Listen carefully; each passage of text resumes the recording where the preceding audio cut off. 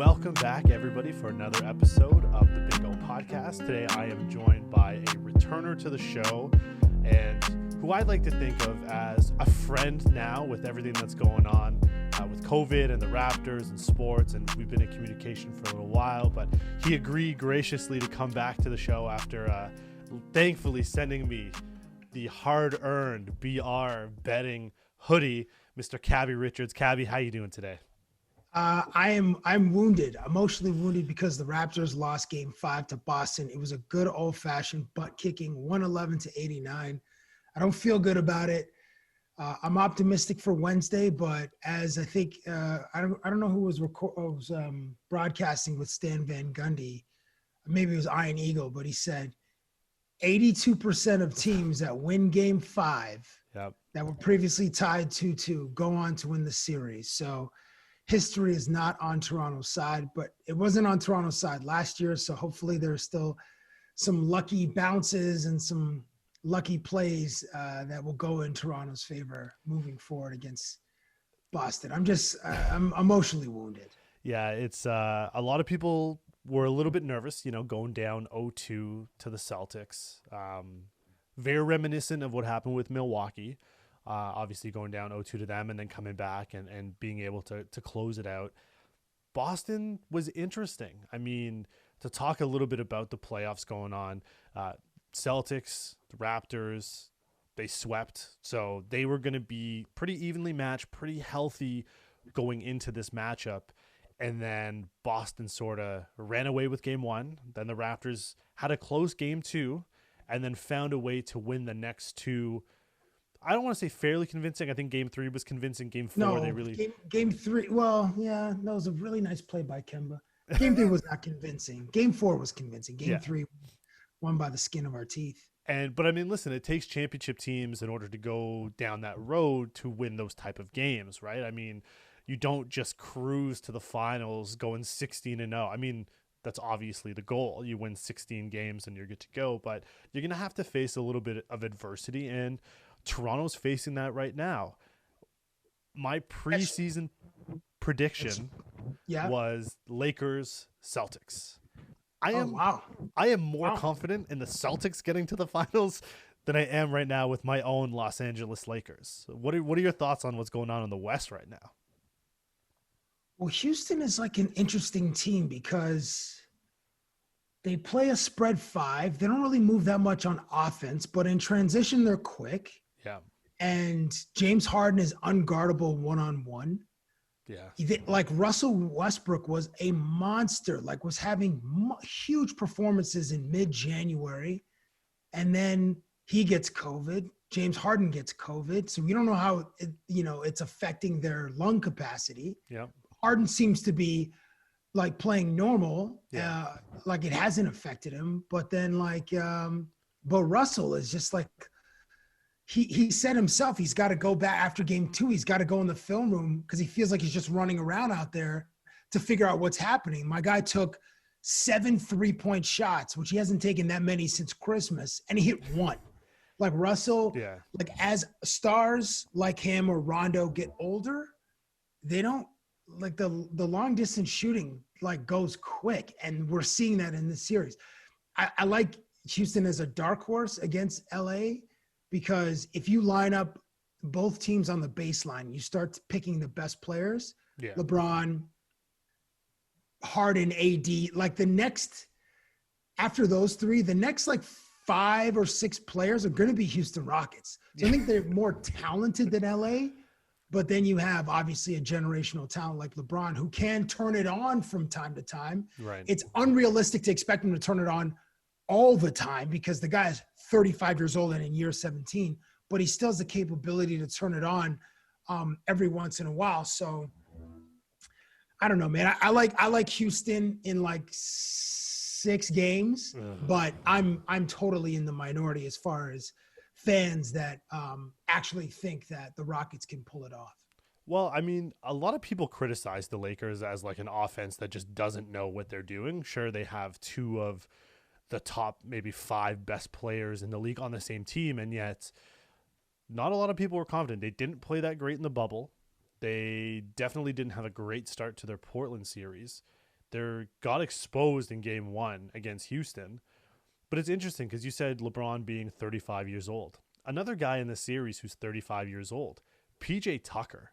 And PJ Tucker hasn't missed a game since like 2017 or something. Something like that, yeah. Like, it's just crazy. And I mean, he is making life difficult for Anthony Davis. And he's one of those unspoken guys that, like you said, if you're going to line up all the players on the baseline, PJ Tucker's going before JaVale McGee, going before Dwight Howard. Yeah, he's going before KCP. He's going before Danny Green. He's going before maybe Kuz, depending on what Kuz you're going to get. I mean, he's probably going before Kuz. Yeah. And he's been like quietly, I think their second most consistent player. Robert Covington has been shooting the ball amazing. He's been shooting 50% from downtown in the playoffs. So that's 9 games shooting 50%. But PJ Tucker, who I call Professional Justice Tucker, because he's such a tough mother bleeper. Oh yeah, he's been playing awesome. I love his game so much. And he was a huge cog in the wheel for the Raptors, right? And so he leaves the Raptors in the offseason. No. He only played for half a year. Yeah, but he was good down the stretch for that playoff run. And we got swept by Cleveland, bro. Yeah, but you're playing. It was LeBronto round 1. Like, we got swept twice by Cleveland, and he got out of there. I think it was the second sweep, but then it's like, yeah, he had to go and get some money in Houston because that was the right spot for him.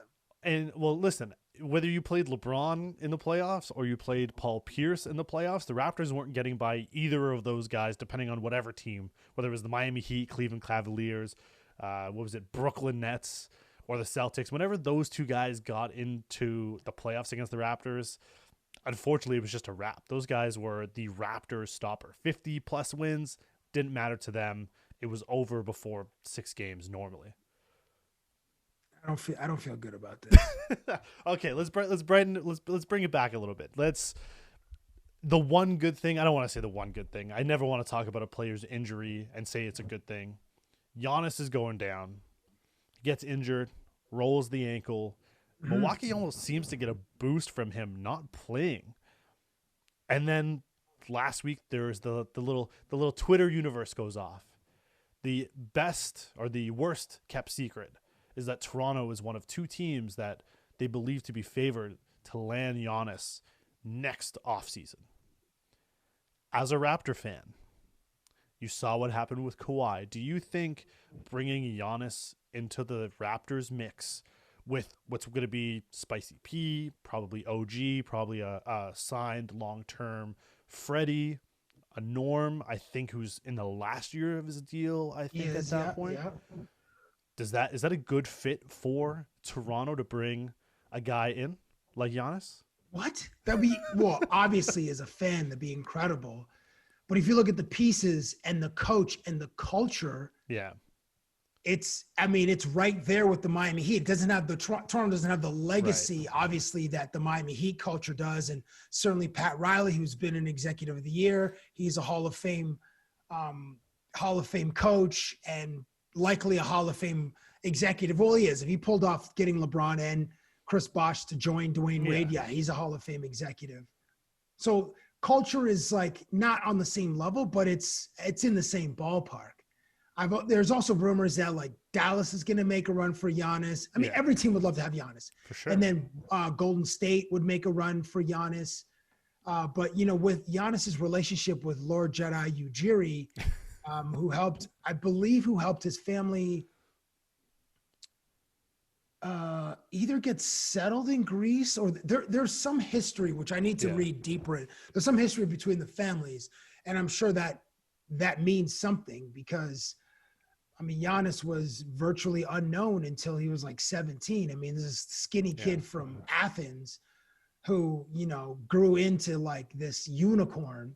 And there aren't very many. There's a unicorn in Dallas who's often injured. And then there's a unicorn wearing that Milwaukee Bucks jersey who's going to be the last player or the first player since since Hakeem Olajuwon to win offensive and defensive MVP in the same season. Yeah. But unlike Olajuwon, he will won't win the NBA championship. I'm speaking too early because who knows what can happen. I mean, I know they're down 3-1 and a team has never come back from 3-0 in the NBA playoffs. Yeah. So anything's possible. Obviously the guys, and with that said, they're playing in a bubble. So it's even a crazier circumstance. But Giannis, I mean, it would be incredible for him to be in Toronto. Spicy P can go back to comfortably being the second piece. Fred VanVleet is a stud. You know that the New York Knicks are going to throw a boatload of cash at him because everybody loves his game. He's so tough. He's a great shooter. He's got just like crazy leadership, cachet and quality. Yeah. And he's got championship DNA. And he has one vote as a finals MVP from the legendary Hubie Brown, the only person who didn't vote for Kawhi for finals MVP. So Fred VanVleet has that a part of his resume as well. So hopefully he does stay in Toronto because, look, Masai took a chance on a 4-year guy from Wichita State who went undrafted. And those undrafted guys, kind of like Terrence Davis, who's not on the level of VanVleet yet, but love those guys because the chip on their shoulder is so big and they feel like they have to prove themselves all the time, and you get results. And we're seeing those results with Fred VanVleet. Now, you mentioned Pat Riley, Miami. You know, he trades for Shaq when they have that beef, right? So that's already one piece. And then they win a championship, right? Shaq wins a championship in Miami. It's Dwayne Wade's first championship. So Pat Riley's already, hell of a coach, rising executive, pulls off, as you said, the big three, and then sort of pivoted and brought in whoever LeBron needed in order to make, 5 straight conference championships or something like that, and 3 straight titles or NBA championship appearances. No, they went to 4 finals in a row. There we go, 4.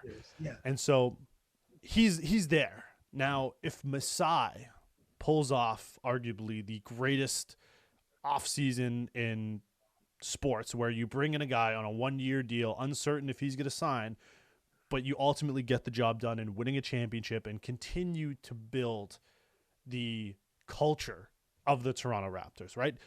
He was a piece. He was a big piece as far as their championship goes, got a little bit more respect for Toronto, but he was a piece. And we could sort of see that now because there were a lot of NBA analysts last year or in the offseason who pegged Toronto as a 4 seed, an 8 seed, a bubble team, because obviously they credited the entire championship to a Kawhi Leonard.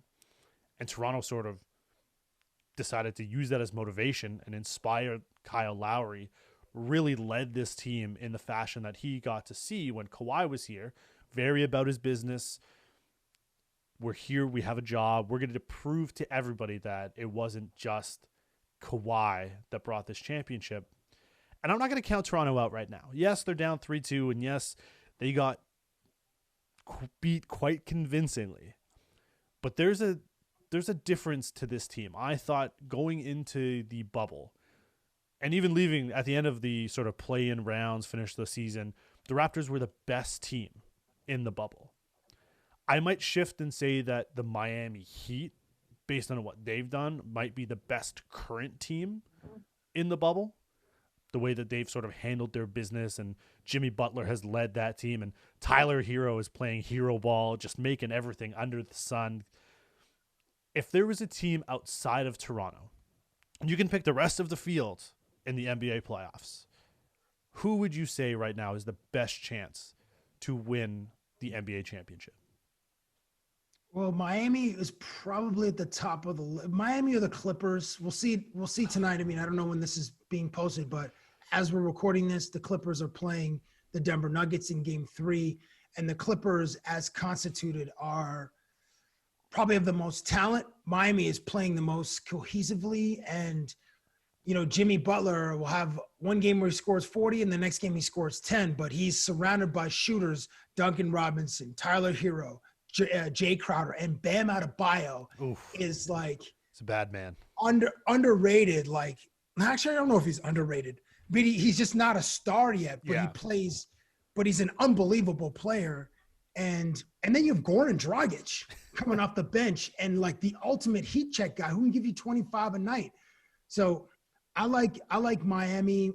and I like the Clippers. You know, the NBA needs one of those Miami teams.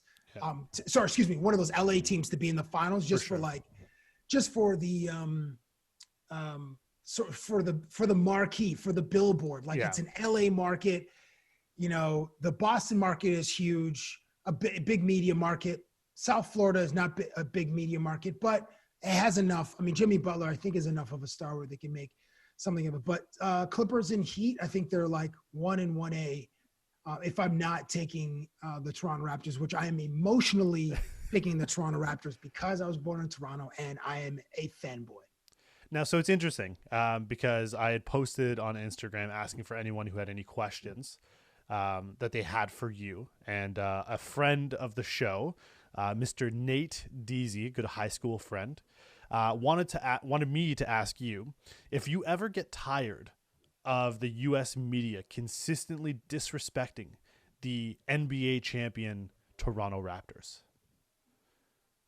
Do I get tired of it? No, because I understand why it does what it does. Okay. And Toronto isn't like a sexy team, and it isn't from a sexy market. Obviously, Toronto represents Canada. And, you know, the sexiest thing about us was probably Pamela Anderson in 1992.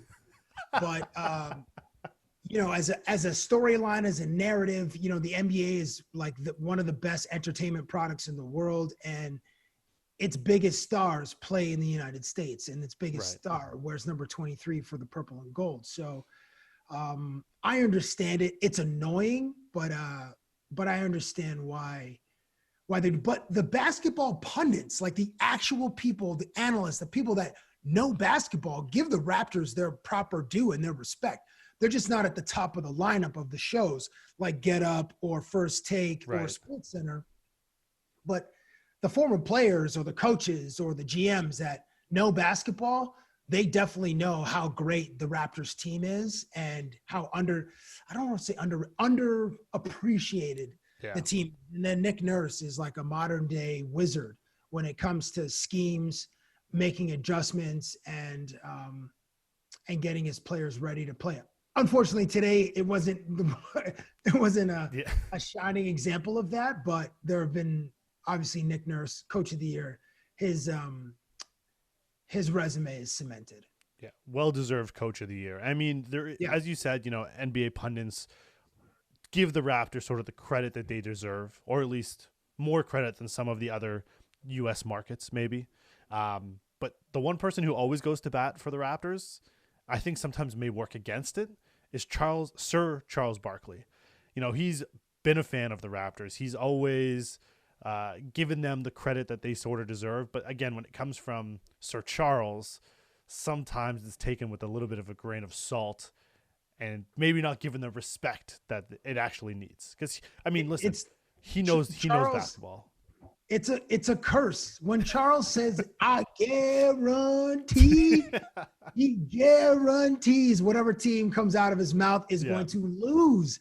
Actually, tonight he picked the Boston Celtics, but Charles is like 1 in 35 on his guarantees. So you don't want Charles. I mean, Charles is a huge fan of Toronto, the city. He's been here multiple times. I shouldn't say here. I'm not currently in Toronto, but he's been to the city a bunch of times. He's good friends with Rod Black and Christine Simpson. He's been at multiple golfing events. And, you know, when the TNT crew came to Toronto during the conference finals, I went out with Kenny Smith a couple of times. Actually, it was the Philadelphia series and Milwaukee series. Okay. But Charles was like royalty. Like anywhere he goes, he holds court. And of course, I don't even know if he can leave his hotel now. Like he gets to the hotel bar, and that's as far as he can go because everybody wants to take photos with him. He's really generous with his time. He's generous with his wallet. He's just a lot of fun to be around. Yeah, Charles, he's a true gem. I mean, him and Shaq with Ernie and Kenny, it's like the perfect foursome. I would love to see those guys golf. Like, forget Tiger and Phil for the match. Let's get, like, the TNT crew together for, like, 18 holes and just mic them all up and see what happens. Because I guarantee that is probably some of the best television, best 3-hour event that you could probably get for non-traditional golfers. That's interesting. You say, like, I don't know what they're going to do for the match 3. Charles was in Florida at Tiger's home course, which it's the name escapes me, but he was doing like commentary, and he's asked the guys a couple of questions. I mean, the weather was awful, but the event was really cool, and seeing Tom Brady and Peyton Manning interact and have a couple of jabs here and there was cool. So like the match 3, they're saying like Steph Curry wants in, Aaron Rodgers wants in. It'd be interesting if they added like a great golfer, a great athlete who is also a great golfer. Steph Curry, I think his handicap is +1. I'm not sure what Rodgers' handicap is. But then add a liability, like add someone who is the mulligan. So you add Charles Barkley, and then add either, I don't know who's known to be maybe you add Shaq. Maybe that's the other golfer that you add who's probably as terrible as Charles and who is as big and as gregarious as Charles is. Or you go like, I was going to say Steve Harvey, but someone who is like, Kevin James isn't quite like a kind of a huskier dude who isn't really known to be great at golf, but who is entertaining, who can fire off the one-liners to make it like a television show and make it fun. So I'm sure TNT or Turner has a bunch of ideas, and I hope it comes to fruition next year when they do or in 2 years when they do the match 3. Now, I want to stay with the Turner family because obviously Bleacher Report, where you currently work, is part of the Turner umbrella. That's correct. And so leading up to sort of the end of June, beginning of July, where, we had some unfortunate incidents where, innocent people fell victim to police brutality and systemic racism, and it sort of shut the world down. And this isn't something new, obviously, something that has happened, and it was just another event, something else to remember. And this time, maybe we saw a lot more people react and either voice their concern and need for change, their support for the people who were protesting. And Bleacher Report decided to sort of shut things down because they didn't want to continue to carry on as business as usual. And one of the things I'm referring to, obviously, is you have your hoodie happy hour, which was a staple, something that it was like can't miss TV. They knew that Monday to Thursday it was going to be Cabbie, Friday was going to be Varun, and everyone was sort of waiting. And you guys, as a company, decided to step back, shut things down just a little bit, and allow things to resonate, allow things to sort of take its course, and have now come up with, I believe, is a new campaign to help support the movement of change. Can you talk a little bit about what Bleacher Report is doing when it comes to social reform, social justice? It's using its platform to be an ally in the struggle. And I haven't worked for a company that's acted like that before. It acts like a human, not a brand. Right.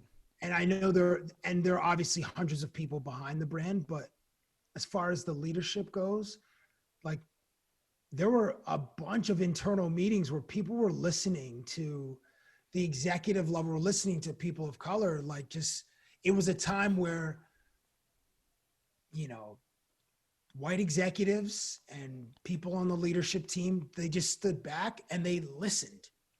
And it was pretty amazing to see. And it made a choice. So to turn like, we want to be allies in the struggle.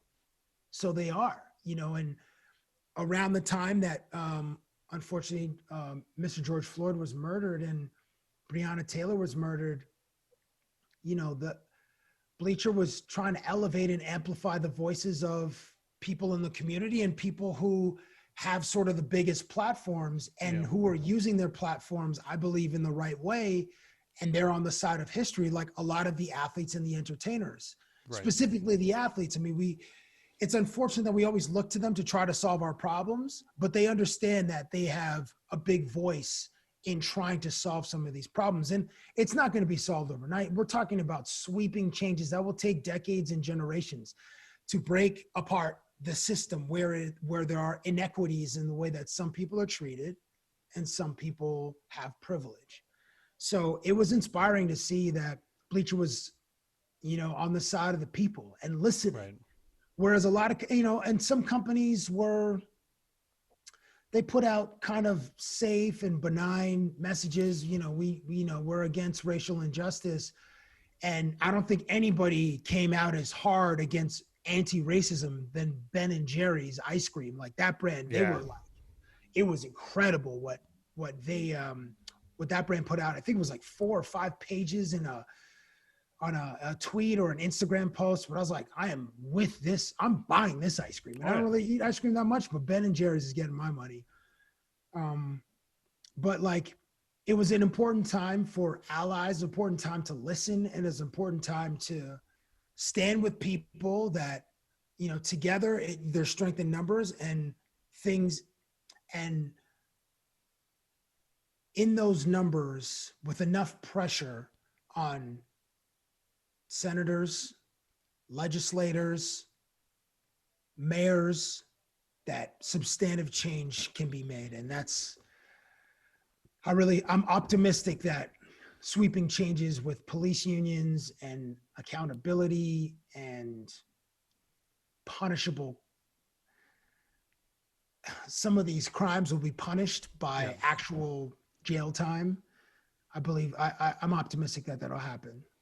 Now, this is going to sort of tie me to what ended up happening a few weeks ago, right? So then, we have George Floyd, we have the Breonna Taylor murder, and then, things don't really, I don't want to say they settle down, but there's sort of like a lull in things. Obviously, the NBA, before the restart of the bubble, decided to meet with Adam Silver, who we've, talked about being the guy on the right side of history, trying to be the commissioner that decides to listen to their players and really tries to achieve a greater good when it comes to building community. And it's all community, not just owners, but also understanding that the players have a voice and listening to that voice. And then we have the unfortunate incident that happens in Kenosha, Wisconsin. And the NBA decides to boycott some games, ultimately leading in the shutdown for, I want to say it was like a couple of days. It was 3 days. Yeah, where the rumors come out that, the Clippers and Lakers have decided that, they don't want to continue the season. We're going to shut it down. And you went on your Instagram live with your friend, which I can't remember his name right now. Eddie Richardson. There we go. And you spoke about why you would have liked them to continue to play, understanding and respecting their decisions, but why you would have liked them to continue to play because they have a voice and they can do a lot more and they can have much more of an impact as we get later and have more eyes. We get to the conference finals or the NBA finals. And then we sort of see that they're going to continue to play, but they've decided to have all of the owners that own their stadiums or arenas to be open for voting, right? So when it comes to election time, Love right. that. So a lot of what people were waiting for is, okay, how are athletes going to change things? Because like you mentioned earlier, a lot of people look to athletes to make changes.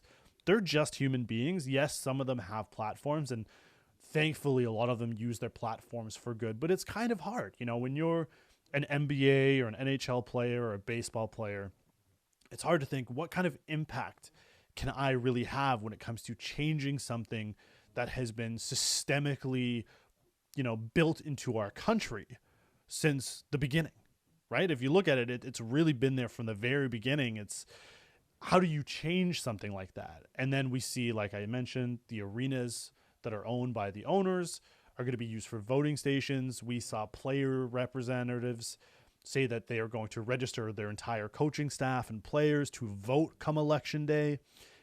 Is this the kind of change that you can get behind and say, listen, the NBA, they did it right. There's still more to do, but this is a step in the right direction. Yes. Emphatically, yes. Yeah. I'm a card carrying Kobe guy, but I love it. It's unfair the insurmountable pressure that's on LeBron James's shoulders as the face of the NBA. He's the most popular athlete in America.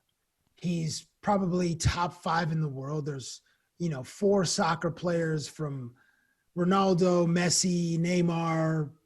I don't know, name the Pogba, I don't know, Mbappe, and then like LeBron or Lewis Hamilton, then LeBron. I know he's a F1 driver, not a basketball or not a soccer player. But anyway, my point is he's got so much pressure on the show, and then he uses his platform for good. I mean, he's putting his money where his mouth is and starting a campaign along with some of his friends to get people to register to vote. And I love that the board of governors of these teams have opened their stadiums as polling stations. What really needs to happen is like that, like November, like the Tuesday after the first Tuesday of the month in November, which is generally when the American election is held, that should be a holiday. Because you have so many poor people that just can't afford to take off work. They do because it's their civic duty to go vote, or they exercise their civic duty to vote. And I think that's important, but it needs to be a holiday. If it's going to be completely fair, it needs to be a holiday. But I love that the players, once they had some meetings and, got to give props to Chris Paul and Andre Iguodala, who are like the executive branch of the players union. And, Andre Iguodala was on Bill Simmons' podcast the other day. He's just saying like that moment was very impactful for him because he's never been in a room with that many NBA players. Right. Usually at like the other time or when there were contract negotiations between the league, a handful of guys would fly to New York. But here you had like 200 NBA players that were in the bubble because the first round wasn't over yet. Right.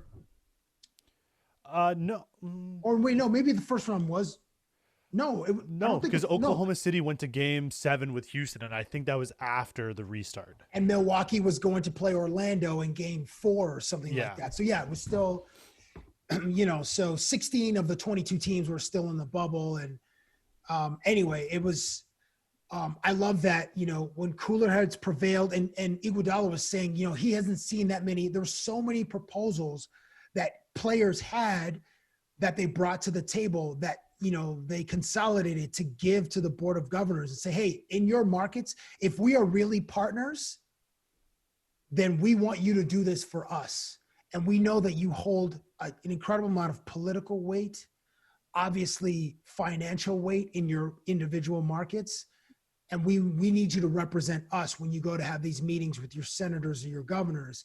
And here are a list of things that we want to see happen. And it was cool that the Milwaukee Bucks did have a meeting, I believe. I can't remember the senator's name of the state of Wisconsin, but they were on the phone with him. And I'm sure more of those conversations will happen. And it's just important that, in this moment, if Jacob Blake, who was the gentleman that was shot in the back 7 times, if there wasn't NBA basketball in the bubble, I'm not sure that this collective energy would have been able to congregate and then form again, because they have the platform of the NBA Finals, and they were able like, okay, we're shutting down basketball for a few days because we need people to pay attention to this. Right. And there have been other unarmed black people shot, from the time that George Floyd was killed to Jacob Blake, but they weren't recorded. We didn't have the video. I mean, there was that one gentleman, I believe, in the Wendy's parking lot somewhere in Georgia, but like the video is so powerful, and it's just, people just want to distract from the narratives that like this happens 3x or 4x to people of color versus people the other side. So like, believe us when we say, I think it's the Jason Tatum's or Jaylen Brown's jersey just says, believe us on the back of his jersey. Like, it's just an important message. And I'm glad that the players decided to return to play basketball because their unified voice on the NBA platform is just so much louder. Yeah. And if I pray nothing happens from now until the end of the finals, as far as another unarmed person getting shot or or killed, because as you know, the United States of America is a powder keg, like just seconds away from completely exploding. And it's really bad there. And obviously we don't want any more loss of life. And I just can't imagine if that happens again.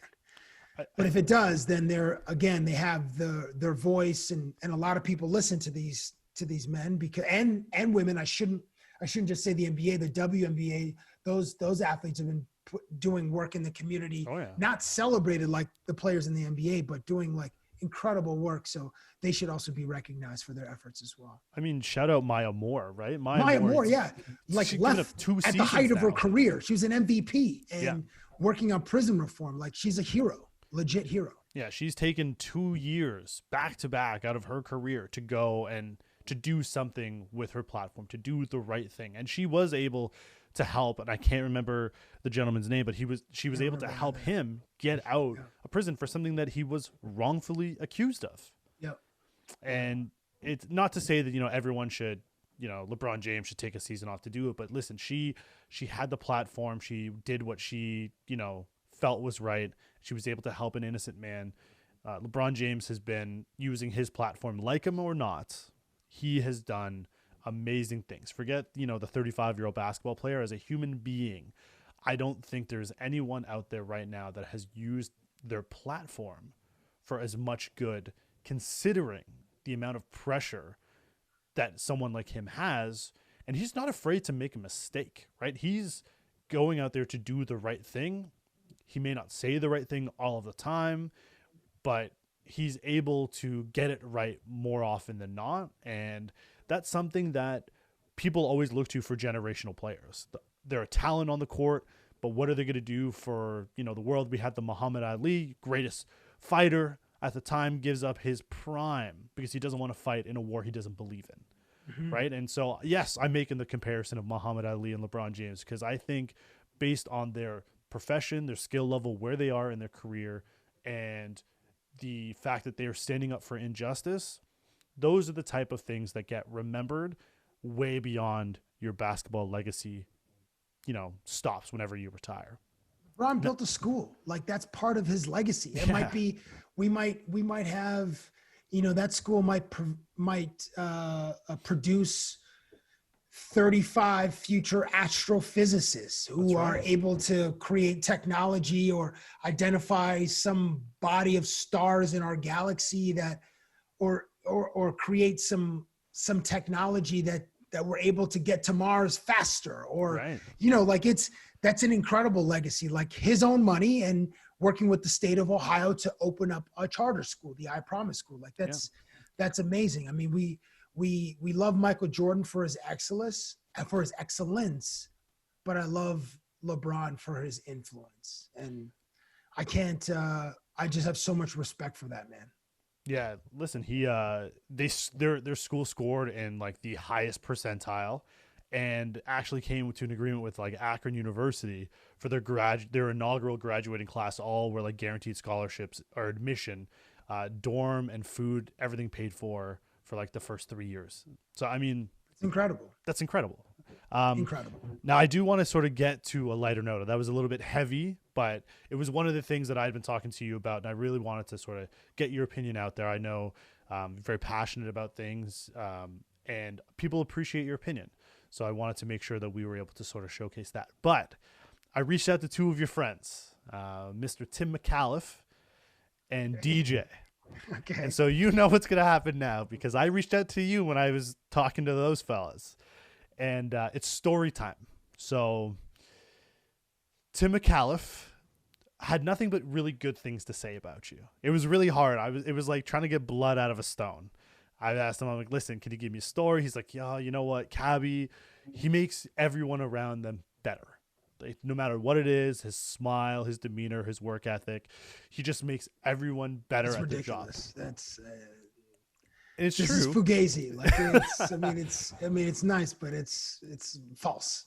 Listen, I'm sure a lot of people would probably err on Tim's side than on your side, but that's just the guy that you are, you know. And one of the things that we love about you, Cabbie. But he did mention that one time you guys got into a little brawl or fisticuffs on ice for a piece. Oh, yes. You know, so can you tell me what happened and then who ultimately won, you know, that scuffle? Right. Yeah. This isn't when I was working. We're both at the Score, and this is maybe, I don't know, 6 months into doing Cabbie on the Street. And then, oh no, maybe it was less. Maybe it was like 3 months. And then we had this bit where we just, I don't know, we weren't adversaries, but I'm sure we used to throw zingers at each other all the time. And I was always fat and Tim was always balding. And then we decided to settle it on the ice. And I can't ice skate. And Tim was a high level hockey player in his day. And I didn't do so well. Like I had I don't even know if I borrowed gear from my friends, including skates. I don't think I tied them that well, and Tim's a southpaw. So it's hard to fight someone who's left-handed because just the angles are different. And then we're on skates and my balance is terrible. Tim just he probably legit hit me 2 or 3 times. There was an uppercut for sure that connected on my chin. And then he had a couple of overhands and then just one put me down. And I cut it using a famous piece of music, which I can't remember. It's the dun, dun, boom, boom, boom, boom, boom, dun, dun. Yeah. And then at the end, it's like it has a crescendo and it has the pace increases. It's not the Walk of the Valkyries. It's not Carmen. Anyway, that piece of music is what I used to edit it. It was free because it was written 200 years ago. So it's in the public domain to use music. Anyway, I took an L, I took an L and Tim skated away. And I think he did the belt celebration from some WWE star. Maybe it was WWF at the time. This is probably 2002. Okay. So maybe it was still WWF at the time. Stone Cold was probably the champion or The Rock was the champion. But, I got served. Nice. Awesome. All right, good. I like that. Listen, you did what you had to do to defend yourself against Tim, who had an unfair advantage. Now, you said this was back in the day. If you were to have a rematch, do you fend a little better? Do you on maybe get in a shot or two? If it's on the ice, same result. Okay. Yeah. If it's on dry land, then maybe a little different. But Tim is a wily veteran. And again, the lefty, and we would both in a street fight probably try to jersey each other because that's just the way that we learned how to fight. And that's just the competitive advantage that you have over someone. But Tim, he might fish hook you. He has all these and he also, when we used to play fight in the office, which, 21 years old, there's 30 21-year-olds, fresh out of school or in school. So it was just a madhouse at times. He used to kick you in the shins to sort of keep you at bay, just to keep your distance. If he didn't have the reach advantage, he would kick you in the shins. It was so annoying. It would get you frustrated and then get you out of your strategy as far as how you're going to attack him. So he probably, he's got a little son, so he probably has ways, when he play fights with his son, he has ways to keep him at bay or to get him frustrated. So I would imagine you would use some of those tactics on me. So closer on dry land, same result as 2002 on the ice, which results in me taking an L. Maybe the rematch we'll do on rollerblades, and maybe that might change things up. Also, one or both of us are blowing out ankles. Would not be a good look. All right. So DJ wanted me to ask you how much you tip Junior B. Come on. That's what he actually said. I can't make that up. I don't know. No, you can't, because you would have no idea who Junior B is. So there's a barbershop in Toronto called Lloyd's. Okay. It's at Bathurst and Bloor. It's the barbershop I've been going to since I was 10. My dad took me there. And then as an adult, when I lived at Bathurst and King, I would go see Junior B. And I think the cuts are I can't believe it, DJ. So the cuts are $20. So I would give Junior B a $25 tip. Okay. Because I just appreciate the cut that he would give me. And I'm also you're also, when you tip well, you're kind of tipping for the next time too, so that you get for sure some preferred service. So when I walk in, then I could be the next one in the chair. Because Right. generally, Julian, I'm late for everything. So when I arrive in the barbershop, I'm already 45 minutes late for my next appointment. So Right. it's kind of a way to guarantee that I get in the chair quickly and then get on with my day, and then apologize to whoever I have to see next, because I will be late for sure. Listen, I appreciate that. Listen, if you're going to tip someone, you want to tip the person, like right now, you're not rocking a cap. Like your hair's out. You don't want someone fucking up your haircut because you gave them like a 50 cent or $2 tip. You want to make sure that the next time you go in there, whether it's preferred service or just the proper lineup, the proper fade, the proper haircut is not, is done professionally and not like, this guy only gave me like $1. Watch what I do to him now, right? I'm glad that DJ, because he's such a smart man. He's like, listen, I can't put this guy on blast and ask him a question from something that he can't obviously talk about. So I'm glad that he gave you a G-rated question to ask, because DJ and I have been friends for over 15 years and had some fun times out there in these streets. So, well, the follow-up question might wield a different result. So he also told me to ask you how long it took you to get to your bachelor party. Oh my gosh. Because you know what? I was getting a haircut. That's awesome. Oh my gosh. So I missed my flight and I was getting a hair. So the flight is at like 4. I'm in the chair at 3 p.m. And I wasn't with Junior B. It was my other guy, Mario. And I was like, yeah, the flight's probably going to be delayed.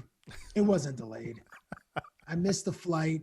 I had to take a later one, and it cost me so much money. Like once they have you by the jewels, then they can just like twist them as much as they want.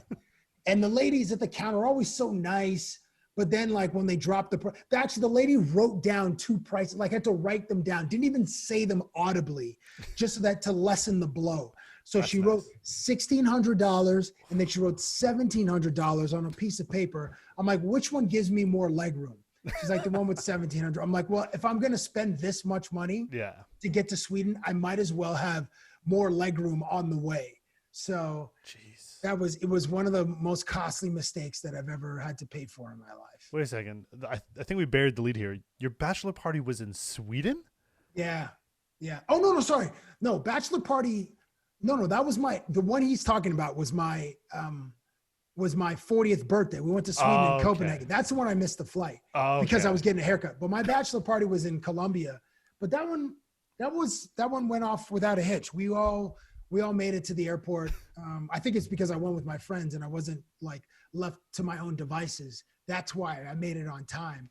But yeah, it was the 40th birthday to Europe. Our Euro trip was the one that I missed, and regrettably, I was down $1,700 before we even left the airport. But listen, you got a proper haircut and you got some additional leg room. It could have been worse. I suppose. Yes, it could have been worse. I'm not going to complain too much because we made it and we had a blast, and that's all I can say about that trip. Well, listen, Cab, I appreciate you taking the time to do this. We have reached our end time for tonight, but I hope all goes well with you. Everything at Bleacher Report. Obviously, you guys have started to ramp back up. You guys are on the Bleacher Report app, and you guys also have your show. Can you just plug the show real quick? Thank you, Julian. So we have we have Group Chat, which is a weekly show with 4 degenerates and me talking about basketball and baseball. And then we have Squad Ride on Sundays, which is our NFL show.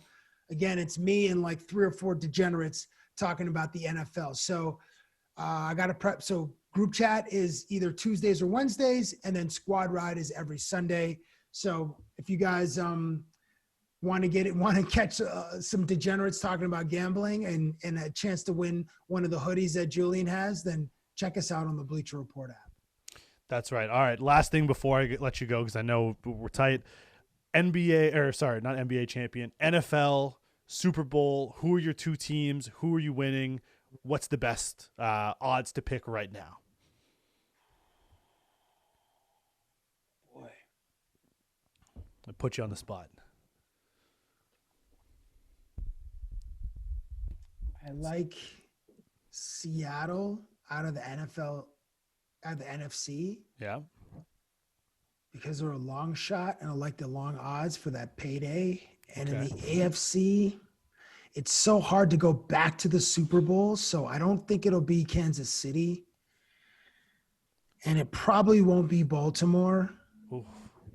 I'm only saying this because of the defense, and maybe he's got like 8 or 9 great throws left. I'm going to say Pittsburgh.